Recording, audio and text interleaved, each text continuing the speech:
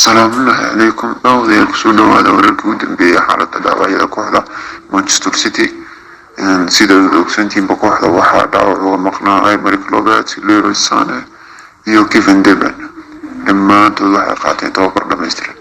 Laporte waxa uu qayb ka ah diyaargarowgii kulankii Arsenal ee baaqday. Pep Guardiola mar wax laga weydiiyay xaaladiisa waxa uu sheegay inuu fiican yahay laakiin uuna ogeyn inuu kusoo bilaaban karo kulanka.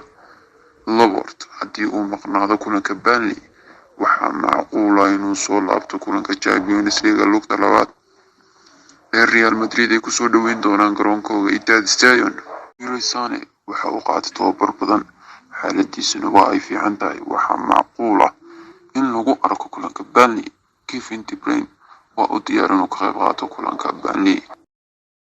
dhammaan xaaladda kooxdu waa ay fiican tahay waad ku mahadsantihiin daawashadiina markasta waxaan jeclaynaa wax idiin soo gudbino idinkuna sidoo kale subscribe saara channelka.